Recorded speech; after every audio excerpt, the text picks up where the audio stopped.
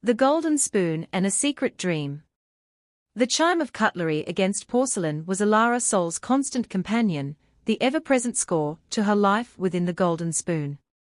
Each tray she balanced, each glass she replenished, mirrored the polished grandeur of the dining hall. Crystal chandeliers cascaded light onto pristine white linens, illuminating the hushed conversations of patrons who seemed to inhabit a separate realm of effortless wealth. Alara navigated this world with quiet elegance, her smile an unyielding mask, a testament to her inner fortitude. "Another glass of the '87 Cabernet, if you please," a baritone rumbled, his gaze fixed on a stock report. Alara inclined her head, her eyes briefly catching the sparkle of a diamond signet ring. She retrieved the bottle, pouring with practiced steadiness, her thoughts already drifting past the clatter and murmurs. She envisioned not the expensive vintage, but the rich, deep tones it might inspire on a different sort of instrument. The Golden Spoon was a gilded cage, its splendor both captivating and constricting. The air, redolent with roasted duck and imported truffles, often felt heavy, a chilling contrast to the hearth's amber glow. Alara, in her simple black uniform, was a fleeting shadow against the backdrop of their opulent existence. She served, she anticipated, she observed without truly being acknowledged. And in those observations, she sometimes glimpsed a flicker of loneliness, even behind their privileged smiles. When the final guest had departed, their contented sighs replaced by the gentle thrum of dishwashers, a different energy stirred within Alara. The fatigue of a 12-hour shift dissipated, supplanted by a quiet anticipation. She stacked the last chairs, polished the final tables, her movements efficient and rote. Her colleagues, drained and eager for home, barely noticed her silent departure to the back room, a space typically reserved for delivery drivers and forgotten things. Tucked away in a dusty corner, beneath a forgotten stack of linen, stood an old upright piano. Its keys were yellowed, some chipped, yet to Alara, it was a priceless treasure. She carefully drew back the worn cover, a faint cloud of dust wafting into the air. Her fingers, usually adept at balancing trays and pouring wine, now hovered, trembling slightly. Then, with a deep breath, she pressed down. A single, clear note resonated through the small room, a tentative beginning, a fragile question. Then another, and another, until the notes began to intertwine, forming a melody born of her day's observations, her secret aspirations. Her touch was not harsh or demanding, it was a caress, coaxing the music from the aged instrument. The sound swelled, a gentle tide of harmony, filling the confined space with an unexpected beauty. It was a waltz of yearning, a ballad of unspoken hopes, a vibrant counterpoint to the stiff formality of the dining room just beyond the wall. In these stolen moments, Alara wasn't merely a waitress, she was a creator, a visionary, her soul finding its voice in the golden glow of the old piano. The shadow of Mr. Grumbles. The chime above the Golden Spoon's door announced Mr. Alistair Grumble's arrival, a sound that always seemed to carry a heavier weight than for any other patron. He entered with the same rigid posture and pursed lips he'd worn every Tuesday and Thursday for the last 5 years. His tweed jacket, though impeccably tailored, seemed to absorb all available light, casting a small, personal shadow around him even on the brightest afternoon. A low murmur, almost imperceptible, rippled through the staff like a minor tremor before a storm. He didn't acknowledge the young hostess, whose tentative smile faltered and vanished. Nor did he glance at the busboy, who instinctively quickened his pace, clearing a nearby table with an almost frantic energy. Mr. Grumble simply navigated the familiar path to his usual corner booth, his gaze fixed straight ahead, as if the very air around him were an inconvenience. The clink of silverware, the gentle hum of conversation, all seemed to diminish in his immediate vicinity. From her station near the kitchen pass, Alara watched him. Her fingers, usually quick and precise as they folded napkins into delicate swans, stilled for a moment. A faint melody, one she'd been composing in her head, faltered and faded. His presence was like a sudden drop in temperature, a cold draft on a warm day.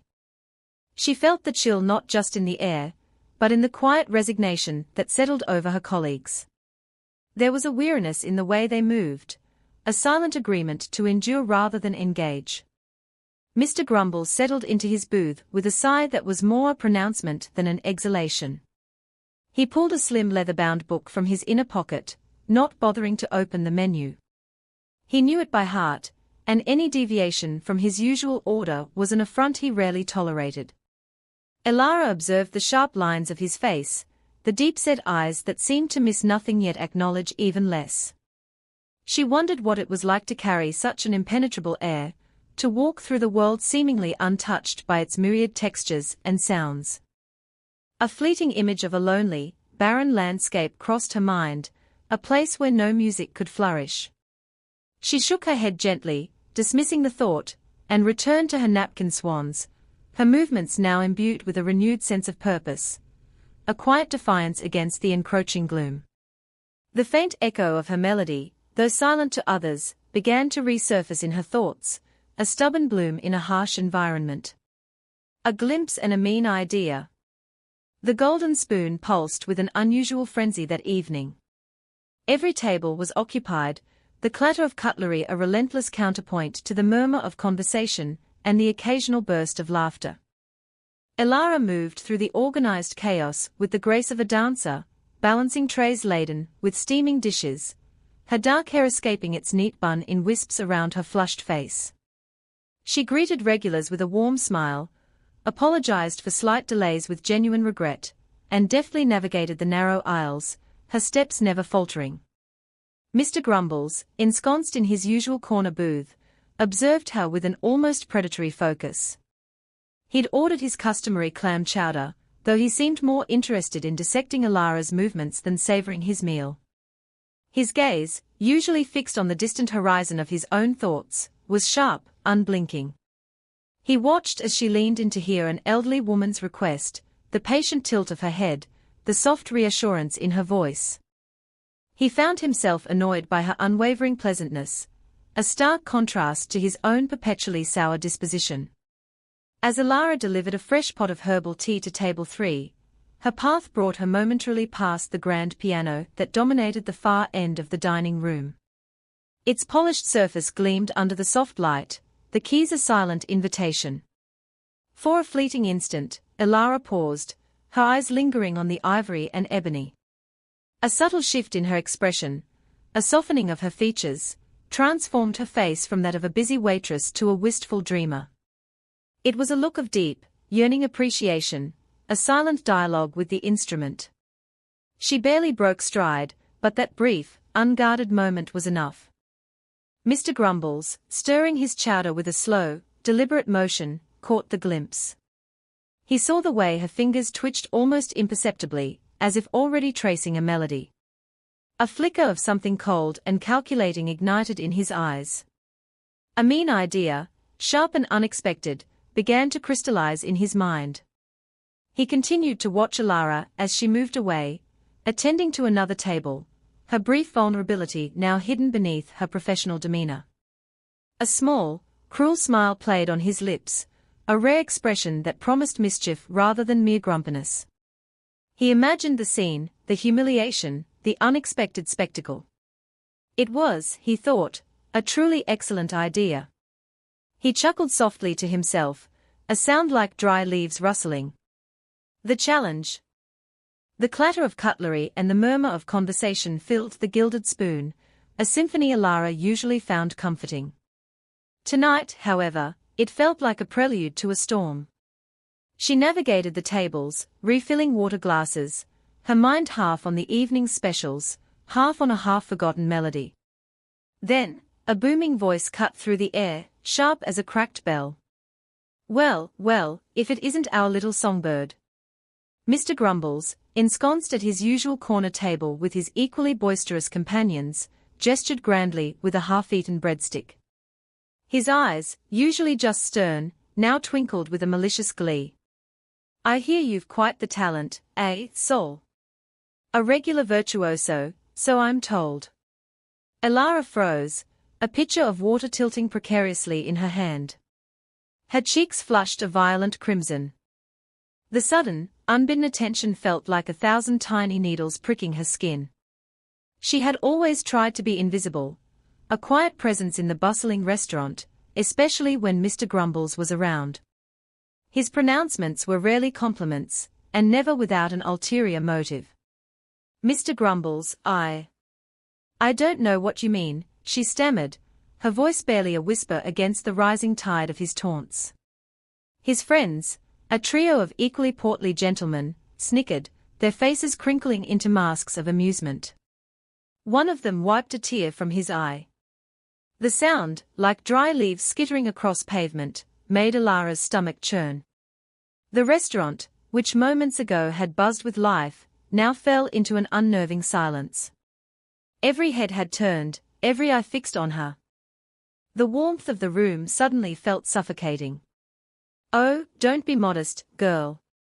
Mr. Grumbles boomed again, pointing a finger towards the polished grand piano gleaming in the corner, usually reserved for the Friday night jazz trio. "We've heard rumors. Great things, apparently. Come on, then. Don't keep us waiting. A little impromptu performance, eh? Show these fine folks what you can do." Ilara's heart hammered against her ribs, a frantic drumbeat of fear and humiliation. Her palms grew slick with sweat.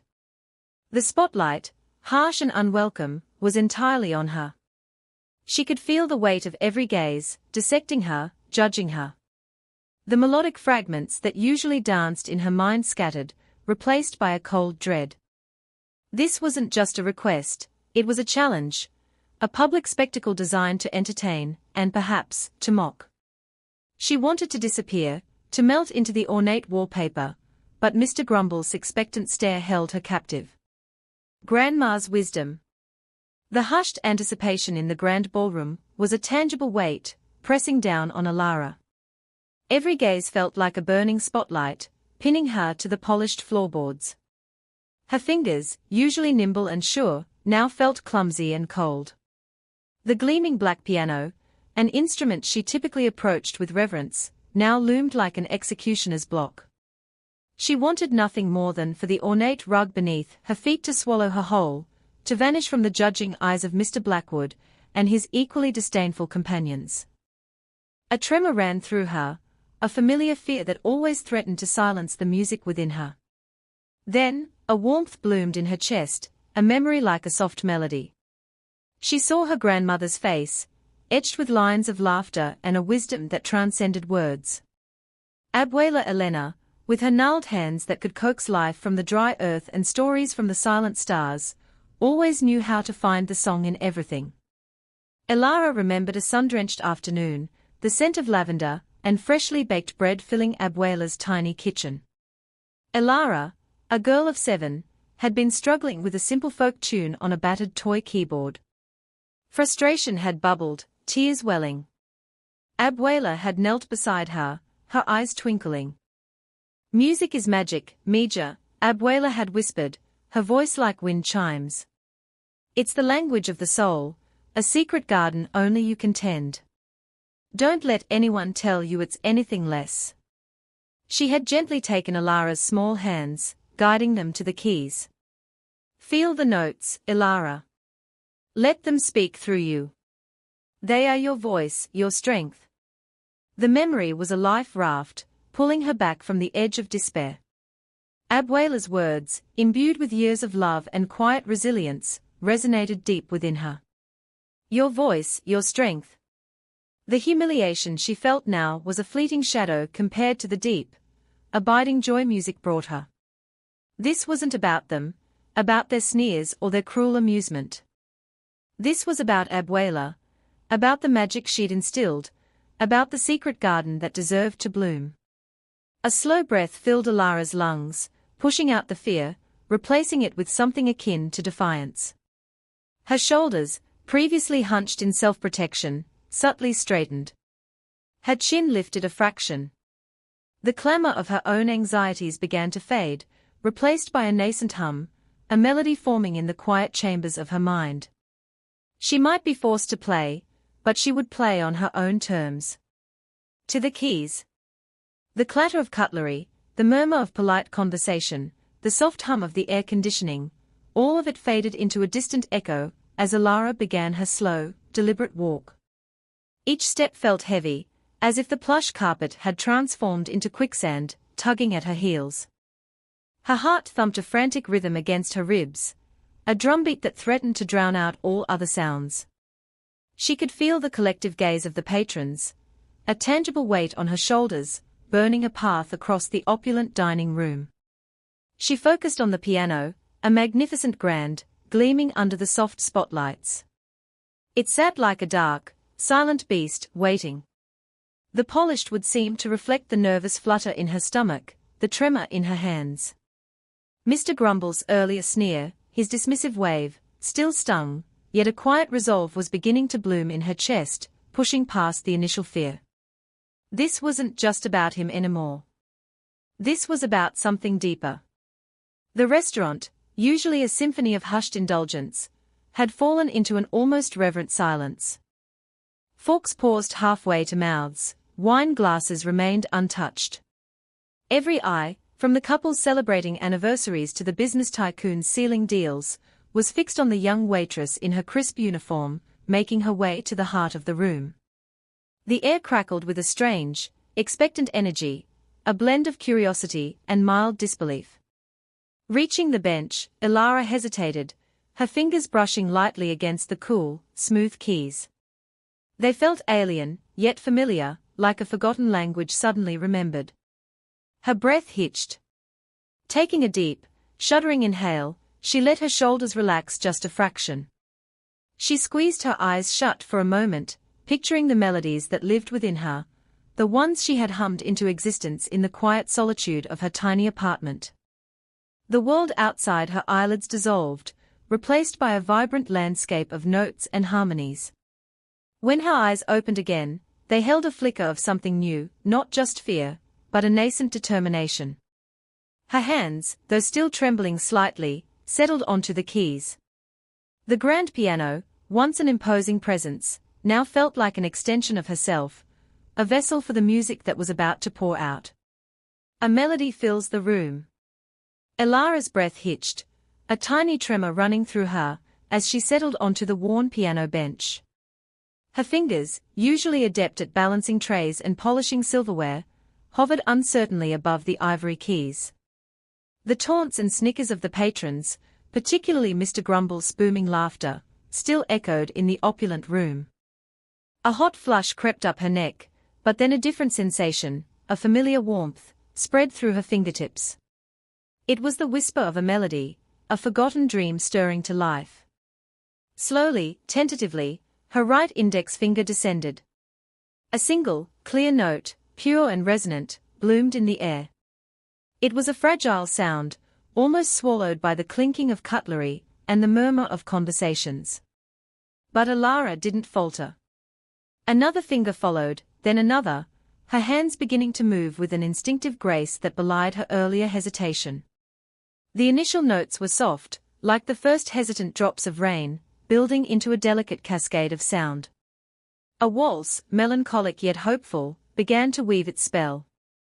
It was a melody she had composed in the quiet solitude of her small apartment, a piece born of longing and the enduring beauty she found in the mundane. The notes flowed, each one imbued with a quiet passion, painting an auditory landscape that was both intricate and deeply moving. One by one, the clatter of forks against plates ceased. A hushed silence, thick and unexpected, began to descend upon the dining room. Heads turned, conversations died mid-sentence. A waiter paused, a tray held aloft, his eyes fixed on Alara. Even Mr. Grumbles, who had been mid-chuckle, felt the corners of his mouth drop. His cynical expression slowly morphed into one of baffled astonishment. He leaned forward, his usual scowl momentarily forgotten, an unfamiliar glint in his eyes.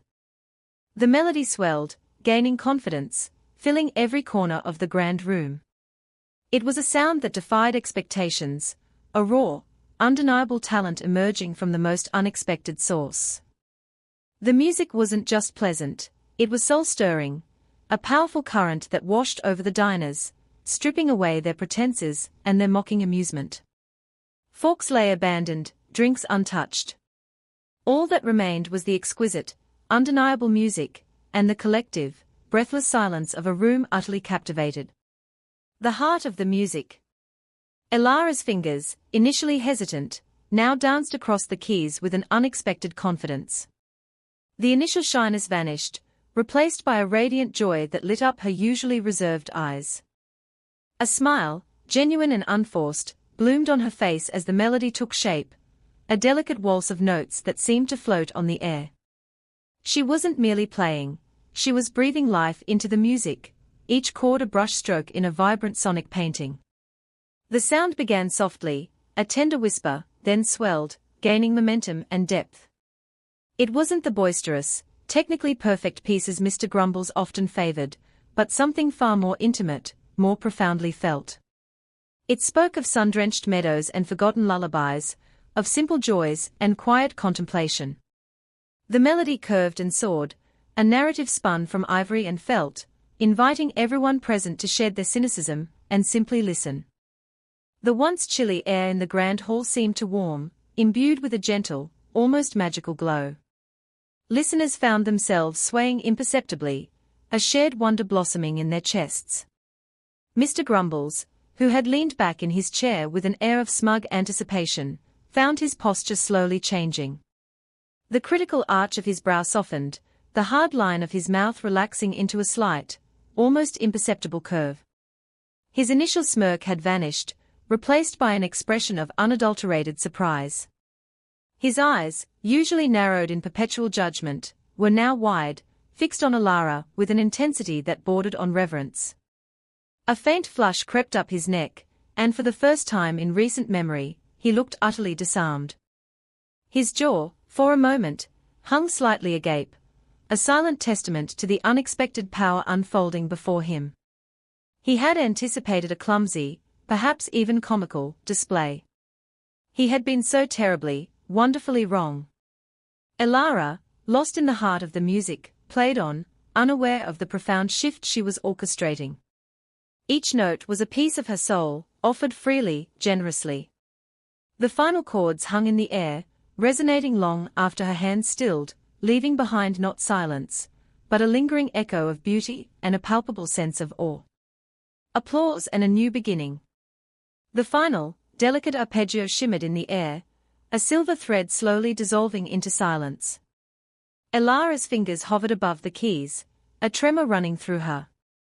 The last note, a sweet, lingering promise, seemed to hang suspended, a collective breath held captive in the elegant dining room of the Golden Spoon. For a beat, perhaps two, no one moved. The clinking of cutlery, the murmur of conversation, the very rustle of fabric, all had ceased. It was as if the world outside had paused, entranced by the quiet echo of her melody. Then, a single clap, sharp and enthusiastic, broke the spell. It was followed by another, and then a cascade, a thunderous wave of appreciation that washed over Elara. A roar of applause filled the room, a genuine outpouring of warmth and surprise. Faces beamed, some patrons even rising to their feet, their expressions alight with a joy Elara hadn't dared to imagine. Her cheeks flushed, a warmth spreading through her chest that had nothing to do with the roaring fire in the hearth. From his usual corner table, Mr. Grumbles sat utterly still for a moment, his stern visage unreadable. Elara braced herself for a cutting remark, a dismissive wave of his hand. Instead, a slow, almost imperceptible shift occurred in his features. His brow, usually furrowed in perpetual disapproval, softened just a fraction. Then, to Elara's utter astonishment, his right hand lifted, almost tentatively, and he clapped. Once. Twice. A quiet, measured rhythm, entirely out of character. A faint, almost shy smile, a mere ghost of an expression, touched the corners of his lips before vanishing as quickly as it appeared. He looked away, perhaps embarrassed by this unprecedented display of emotion. That evening marked a quiet turning point.